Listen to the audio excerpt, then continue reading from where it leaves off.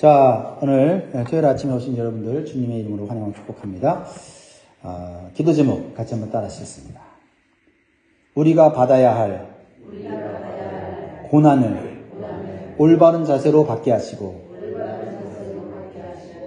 오히려 고난이 복이 되는 삶을 살게 하소서. 할렐루야. 여러분, 고난이 저주가 아니라 고난이 복이 되는 삶을 사시기를 주의 이름으로 축복합니다. 우리가 사는 이 세상은 고난과 재난이 끊이지 않습니다. 특히 예수님을 믿는 그리스도인들에게만 오는 고난이 있어요. 그것은 이 세상의 불신자들이 십자가의 복음과 진리를 알지 못해서 그리스도인들을 오해하고 핍박하는 고난입니다. 그래서 베드로 사도가 사역했던 1세기 초대교회 성도들은 로마 황제와 불신자들로부터 극심한 핍박과 고통을 받았습니다. 오늘 보면 12절을 보면 이렇게 그리스도인들이 당하는 고난을 불시험이라고 표현하고 있어요. 그리고 그 불시험을 이상한 일로 여기지 말라라고 말씀하고 있습니다. 참 이상한 말씀이죠. 12절, 사랑하는 자들아, 너희를 연단하려고 오는 불시험을 이상한 일 당하는 것 같이 이상히 여기지 말고. 자, 이상한 일을 당하는 것을 이상히 여기지 말라. 여기서 이상히 여기지 말라라는 것은 낯선 사람을 친절하게 대하라는 뜻이 담겨진 단어예요. 이 낯선 사람을 친절하게 대해라. 고난을 어떻게 해요? 친절하게 대하라는 말이에요. 이것이 고난을 이기는 영적 비결이 담겨져 있다는 거죠. 왜 그리스도인들에게는 불시험의 고난을 이상히 여기지 말아야 합니까? 그 불시험은 눈으로 보기에는, 몸으로 겪기에는 너무 고통스럽고 괴로운데 실제적으로는 우리의 믿음을 연단하여 더 큰 축복을 받게 하려는 것이기 때문이다라는 거예요. 그러니까 축복이 고난으로 포장되어 있는 거죠. 14절에 너희가 그리스도의 이름으로 치욕을 당하면 복 있는 자로다. 영광의 영, 곧 하나님의 영이 너희 위에 계십니다. 그래서 우리에게 오는 고난에 대한 시각과 관점을 바꿔야 한다는 겁니다. 고난은 실제적으로 고통스럽지만 그 고난의 과정을 통해서 주시는 축복과 영광과 상급이 있기 때문에 고난당하는 것을 이상하게 여기지 말라. 즉, 낯설고 어색하지만 괴롭지만 그것을 환영할 수 있는 영적인 자세를 갖추라는 거죠.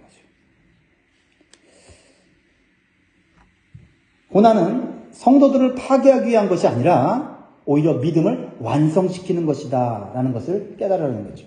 마치 대장장이가 귀하고 보배로운 그릇을 만들기 위해서 풀목불에서 불시험을 통해서 그 그릇을 연단하는 것 같다고 표현하는 거예요. 자, 그러면 불시험을 주는 연단의 주체가 누구입니까? 베드로 당시에 그리스도인들을 핍박하는 자가 누구예요? 로마 황제입니다. 눈에 보기엔 로마 황제인데, 그리고 실제로 고통을 주는 사람들은 세상 사람들이고 불신자들인데 그것을 허락하시는 것은 하나님이시고 그것을 중단시킬 수 있는 분도 하나님이시라는 거예요. 하나님 주권에 달렸다는 거죠. 그러면 성도는 두 가지 반응을 보일 수가 있다는 겁니다. 하나님, 왜 나를 이렇게 힘들게 하십니까? 많은 사람들 중에 하필이면 왜 납니까? 라고 원망하고 절망하고 심지어는 하나님을 떠나 세상으로 나갈 수 있어요. 그리고 두려움과 고통을 주는 세상과 권세자 앞에 무릎을 꿇을 수 있다는 겁니다. 그러한 그리스도인들이 베드로 당시에 있었다는 거죠. 흔들리는 그리스도인들이 있었다는 거죠. 근데 반대로 이렇게 반응할 수 있다는 겁니다. 이 고난이 고통스럽지만 하나님이 주관하시는 것이라면 견딜 수 있는 걸 주십시오. 그리고 하나님의 뜻과 목적을 이루시고 저를 끝까지 붙잡아 주시고 내 구원을 완성해 주십시오. 라고 간구할 수도 있다는 거예요. 어떤 것을 선택하고 어떤 자세를 취하느냐에 따라서 이 고난이 믿음의 연단을 통해서 내 구원이 완성되고 예수 그리스도의 성품을 만들어가는 것이라는 거죠. 여러분, 어떤 자세가 불시험을 이겨낼 수 있는 영적 힘을 줍니까? 연단의 주체가 세상 권력자가 아니라 하나님이시라고 하는 믿음을 가진 성도인 줄 믿습니다. 실제로 그리스도인들에게 오는 그리스도인들에게 오는 고난에 대한 올바른 자세는 오히려 고난 중에 즐거워하라는 거예요.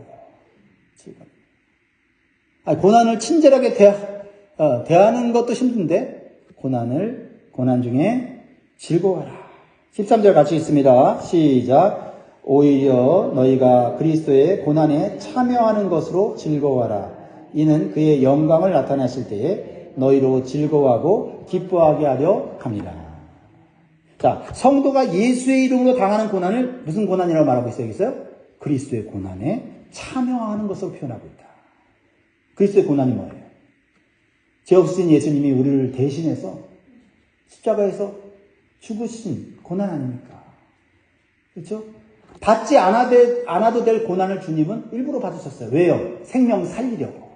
그러니까 예수님의 고난은 쓸데없는 고난이 아니에요. 죄가 있어서 받은 고난이 아니라 죄 있는 우리들을 구원하시기 위한 값진 고난이고요. 하나님께 영광 돌리는 고난이었다는 거예요. 그러니까 우리가 예수 이름으로 당하는 고난은 바로 그리스도의 고난이다. 네, 쓸데없는 고난 아니고 그냥 괴롭기만 하는 고난이 아니라 여기에는 가치가 있고 의미가 있고 하나님의 놀라운 축복이 담겨진 고난이다. 그래서 우리가 이 땅에서 그리스도의 고난에 참여하는 것이 고통스러운 일이지만 즐겁고 기뻐할 일이라는 거예요. 왜냐하면 예수 그리스도께서 영광 중에 재림하실 때에 그동안 받은 고통이 완전히 사라지게 하는 즐거움과 기쁨을 누리게 하실 거라는 거죠. 그러니까 우리가 이 세상에서 누리는 즐거움과 기쁨과는 상상이 안 돼요. 우리가 겪는 고통, 무슨 고통입니까? 육체적인 고통, 질병의 고통, 그렇죠? 정신적인 고통 엄청나게 많잖아요. 사람들로 인하여 시달리는 고통. 그런데 그것이 예수 이름으로 당하는 거라면 그런 걸 다 사라지게 하는 이 세상을 능가하는 즐거움과 기쁨을 주신다는 거예요. 그걸 바라보면서 고난을 대하라는 거죠. 그러면 그 고난을 이겨낼 수 있다는 거예요. 그래서 기뻐하게 함이라고 하는 이 단어, 오갈로 오메노이라고 하는 이 단어는 영화롭게 하다, 날뛰다라는 말이 합쳐진 거예요.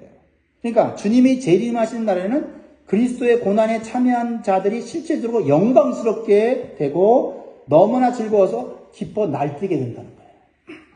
그를 미리 맛볼 수 있도록 이렇게 말씀을 통해서 우리에게 주시는 거죠. 하나님은 구원받은 성도가 신앙과 믿음을 지키려고 받게 되는 고난과 시련을 그리스도가 당한 고난처럼 여겨주시고 주님의 재림 때 영화롭게 높여주시고 기쁨을 준다는 거예요. 그러니까 우리 예수의 이름으로 받는 고난이 우리에게 찾아오는 것은 예수님이 우리를 인정하는 믿음이라는 거예요. 인정하지 않으면 그런 고난은 없습니다. 그런 고난이 우리에게 온다는 것은 너 구원받았어. 넌 구원받은 자로서 그 믿음이 더 견고해져야 되고 더 강해져야 되고 더 자라나야 돼 하면서 주님이 인정하시면서 그 고난을 허락하시는 거예요. 그러니까 고난이 올 때 진짜 내가 죄를 지어서 오는 고난이 아니고 예수 이름 때문에 오는 고난이라고 한다면 내가 예수님처럼 십자가의 고난을 당한다고? 예수님이 다른 생명을 살리기 위해서 하나님의 뜻을 사명을 감당한 것처럼 나를 대우해 주신다고? 이런 생각이 들면 고난 가운데 신음하면서도 감사합니다 하는 영적인 감사가 나올 수 있다. 할렐루야. 그리고 이렇게 그리스도의 고난을 당하는 성도들에게는 또 홀로 내버려두지 않는다. 고난당할 때는 홀로 있는 것 같아요. 저도 그럴 때가 가끔 있어요. 나 혼자 사역하는 것 같고 나 혼자 애쓰는 것 같고 나 혼자 발버둥 치는 것 같고 그럴 때가 있단 말이죠. 근데 그렇지 않다는 거예요. 예수의 이름으로 복음을 전하고 예수의 이름으로 고난 당하면 성령이 그 위에 함께 계신다는 거예요. 그리스도인들이 당해야 될 고난은 그런 고난이에요. 14절 보세요. 너희가 그리스도의 이름으로 치욕을 당하면 복이 있는 자로다. 영광의 영, 곧 하나님의 영이 너희 위에 계심이라. 하나님의 영이 누굽니까? 성령 아닙니까? 성령께서 계셔요. 그러니까 주님의 일을 하는데 뭔가 좀 안 되는 것 같고 뭔가 막힌 것 같고 그렇지만 주님의 일을 하면 그거는 가치 있는 일이고 안 돼도 그거는 끝까지 감당해야 되는 거죠. 왜요? 주님이 이루시는 거니까. 그러면 나 혼자 있는 게 아니라 다 없어도 누가 있어요? 성령이 함께 계신다. 감당할 수 있게 하신다. 그러므로 사랑하는 성도 여러분, 우리에게 다가오는 고난을 이상하게 여기지 말고 오히려 우리가 받을 구원과 상급을 즐거워하며 믿음과 감사함으로 극복하시기 바랍니다. 오늘 본문 15절 이후로 보면 우리 그리스도인들이 당해야 되는 고난이 있고 당해서는 안 되는 고난이 있다고 말씀드렸어요. 우리가 예수 이름으로 당하는 고난이라면 받아야 되지만 불필요하게 고난을 자초할 필요는 없다. 고난 받으면 믿음이 좋아진대. 그래갖고 고난을 일부러 받을 필요는 없는 거예요. 자, 그리스도인이 당해야 되는 고난 중에 자랑스러운 고난이 있고요. 그리고 부끄러운 고난이 있어요. 우리가 고난을 당할 수밖에 없다면 부끄러운 고난이 아니라 자랑스러운 고난을 받아야 됩니다. 그 부끄러운 고난이 뭐예요? 부끄러운 고난은요, 내가 내 정욕을 이기지 못해서 죄를 짓고 유혹에 빠지는 거예요. 15절 보세요. 같이 있습니다. 시작. 너희 중에 누구든지 살인이나 도둑질이나 악행이나 남의 일을 간섭하는 자로 고난을 받지 말라냐. 그럼 어떤 사람들은 예수 믿는 사람인데요. 남의 것을 훔쳤어요. 순간적인 어떤 욕심으로 훔쳤어. 그런 훔쳤는데 훔친 그 가게의 주인한테 두들겨 맞았어요. 두들겨 맞고 모욕을 당했어요. 그래서 집에 가서 시름시름 앓은 거죠. 고통받는데. 그래서 교회 목사님과 성도들이 찾아와서 무슨 일로 이렇게 몸이 이렇게 상하셨습니까? 말할 것도 없습니다. 우리 주님께서 십자가에서 고난을 당하셨는데 저도 이 고난을 십자가 생각하고 참아야죠. 그렇게 말해서는 안 된다는 거예요. 죄를 지어서 받는 고난은 십자가의 고난이 아니에요. 영광스러운 고난이 아닙니다. 부끄러운 고난이에요. 그래서 성도는 구원받은 이후에 자신의 행위를 철저하게 살펴야 돼요. 내가 고난받는 게 죄 때문에, 내 정욕 때문에 받는 거냐. 시기심과 질투와, 그죠? 예수 믿으면서도 우리의 마음속에 시기와 질투와 원망이 있잖아요. 그런 일로 인해서 생기는 고난이에요. 근데 내가 주님의 일을 열심히 해서 받는 고난이라고 착각하면 안 되죠. 그래서 잘 살펴야 돼요. 특별히 우리는 사회법을 잘 지켜야 됩니다. 예수 믿는 사람들이 사회법을 잘 지켜야 되는데, 나는 이 세상의 법에 자유롭다 해갖고, 그냥 사회법도 지키지도 않고, 속이고, 편법을 쓰고 그러면서, 이 세상 법을 난 초월했어. 이러면, 그거는 아니란 말이에요. 그거는, 예수의 이름으로 받는 고난이 아니다. 부끄러운 고난이에요, 부끄러운 고난. 이 세상의 법도 도덕과 윤리를 가볍게 여기는 성도가 되어서는 안 됩니다. 세상 사람들보다 더 도덕적이고 윤리적이고 거룩한 삶을 살기 위해서 힘써야 될 점이 있습니다. 마태복음 5장 13절에 보면 너희는 세상의 소금이니 소금이 만일 그 맛을 잃으면 무엇으로 짜게 하리요? 후에는 아무 쓸데없어 다만 밖에 버려져 사람에게 밟힐 뿐이니라. 가장 부끄러운 거는 예수 믿는 사람들이 세상 사람보다 못해서 밟히는 거예요. 무엇보다도 이러한 고난을 겪는 것은 하나님의 영광을 가리우고 전도의 길을 막는 행위가 된다라는 겁니다. 15절에 재미있는 고난이 하나 나오는데 남의 일을 간섭함으로써 오는 고난이 있대요. 베드로가 살던 시절에도 남의 일을 지나치게 간섭하는 교인들이 있었던 것 같아요. 다른 사람들의 일에 지나치게 간섭하고 좌지우지하려고 하거나 또는 다른 사람들이 하는 일이 자기 마음에 들지 않는다고 쓸데없이 간섭하는 사람들이 고난을 받았다는 거예요. 근데 그 고난은 십자가의 고난 아니라는 거죠. 그럼 우리 성도들은요, 이 세상의 일에 간섭해야 할 일과 하지 말아야 할 일을 분별할 수 있는 지혜가 있어야 되겠습니다. 그걸 기도해야 돼요.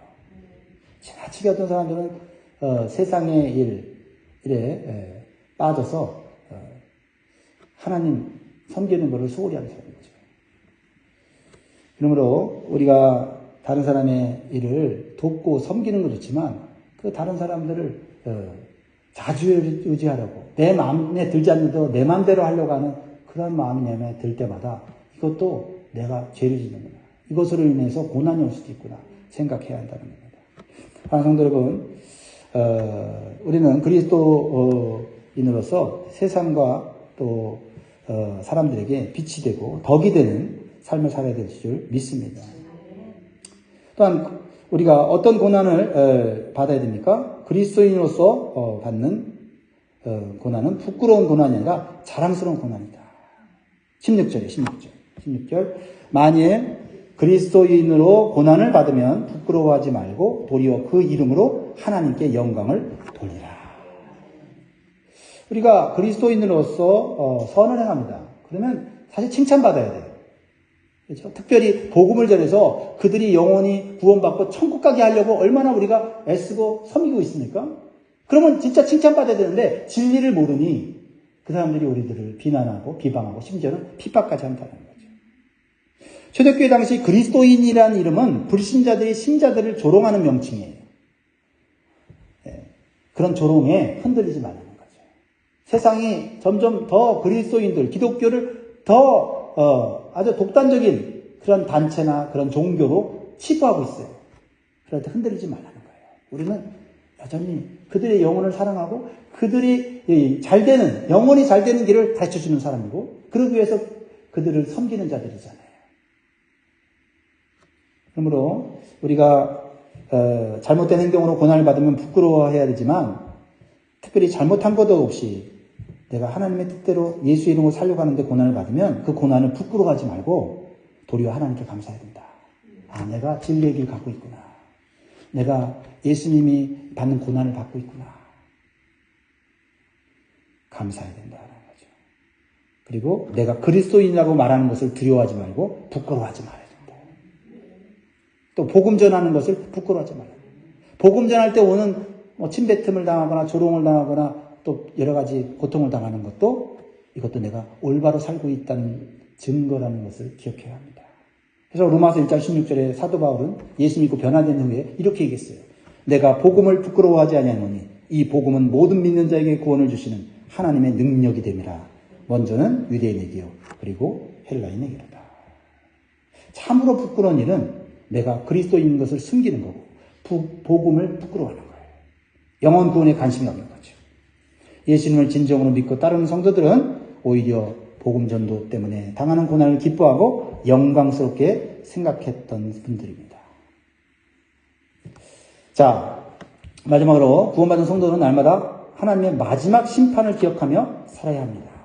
17절 18절 읽고 우리 좀 마무리해 볼까요? 17절 18절 시작. 하나님의 집에서 심판을 시작할 때가 되었나니 만일 우리에게 먼저 하면 하나님의 복음을 순종하지 아니하는 자들의 그 마지막은 어떠하며 또 의인이 겨우 구원을 받으면 경건하지 아니한 자와 죄인은 어디에 서리요. 자, 이 말씀은 우리에게 큰 위로를 주고 있습니다. 정말 우리가 부끄러워해야 할 것이 무엇인지 언제 드러나느냐? 하나님의 심판대 앞에서 드러난다는 거죠. 하나님의 복음을 거부하고 순종치 않으며 또 예수 믿는 사람들을 핍박하고 고통을 줬던 악한 자들이 하나님의 심판대 앞에 섰을 때 너무나 부끄럽고 두려워서 견딜 수 없게 된 날이 온다 이 말이에요. 그럼 우리는 이 땅 가운데서 하나님의 구원을 받은 것을 자랑스럽게 여기고 복음에 순종하고 고난받는 것을 부끄러워하지 말아야 한다는 거죠. 오히려 구원받은 자녀로서 복음을 알면서도 복음의 말씀을 따라 살지 못하는 것 그리고 믿음과 봉사에 헌신하지 못하는 것 세상과 교회의 양쪽 발을 들고 왔다리 갔다리 하면서 나름대로 자기가 세상 것을 즐기면서 살아가는 것을 때때로는 자랑하는 사람들을 부끄러워해야 돼요. 야, 그렇게까지 예수 믿을 필요 없어. 야, 그럴 때까지 시간과 물질과 에너지를 그렇게 교회에 쏟을 필요가 없어. 그냥 대충 잘 균형 맞추면 되는 거예요. 여러분, 예수 믿는 게 내 힘으로 균형 맞춰도 되는 게 아니에요. 최선을 다해도 부족하고 온 힘을 다해도 주님의 은혜를 갚지 못해서 죄송한 마음으로 신앙생활하는 거지. 그래서 한 번 더 나와서 기도하고 한 번 더 나와서 예배하고 한 번 더 나와서 봉사하고 그렇게 사는 거예요. 그래도 주님의 그 십자가의 고난의 은혜에는 못 미치는 거예요. 그런데 내가 균형을 맞추면서 신앙생활 하겠다고요? 교만입니다. 전심을 다해도 부족한 게 신앙생활일 거예요. 근데 우리의 힘으로 할 수 없는데 주님이 힘 주시고 성령이 힘을 주시니 감당하게 되고 나중에 후에 우리가 고백하는 것이 내 힘으로 한 것이 아니라 주님이 하셨습니다. 성령이 도와주셨습니다. 라고 고백이 나와야 된다는 거예요. 그것이 하나님께 영광 돌리는 것입니다. 우리는 이제 우리의 모든 것, 우리의 영혼까지도 하나님께 맡겨야 돼요. 왜? 하나님이 보존해 주시고 보호해 주시니까요. 가장 안전한 곳은 하나님 품인 줄 믿습니다. 하나님의 손인 줄 믿습니다. 그래서 이 땅 가운데 우리가 고난당할 때 믿음으로 이겨내야 돼요. 그런 믿음으로 이겨내야 돼요. 마지막 19절입니다. 그러므로 하나님의 뜻대로 고난을 받는 자들은 또한 선을 행하는 가운데 그 영혼을 비쁘신 창조주께 의탁할지어다. 우리가 진정으로 우리의 모든 것을 맡길 수 있고 영혼까지도 맡길 수 있는 분은 바로 창조주 하나님이신 거예요.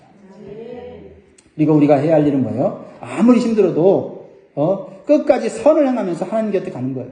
선을 행하다가 칭찬받을 수도 있고 선을 행하다가 비난받을 수 있는데 칭찬받을 때만 선을 행하는 게 아니라 비난받아도 선을 행하는 게 옳기 때문에 가는 거예요. 왜? 누구 바라보는 거예요? 창조주 하나님 바라보면서 하나님, 세상은 이렇게 하나님을 대적하지만 나는 끝까지 하나님께 모든 것들을 맡깁니다 하고 나아가는 것입니다. 그러면 하나님께서 우리의 생명을 보호해 주시는 거예요. 말씀을 맺습니다. 사랑하는 성도 여러분, 우리가 고난을 당할 수밖에 없는 인생이라면 하나님 앞에 부끄러운 고난 당하지 말고 하나님 앞에서 자랑스러운 고난, 즉 그리스도의 고난에 참여하는 삶을 삶으로써 하나님의 심판대 앞에 섰을 때 부끄럽지 않는 인생, 복된 인생이 되시기를 주의 이름으로 축복합니다. 기도하겠습니다.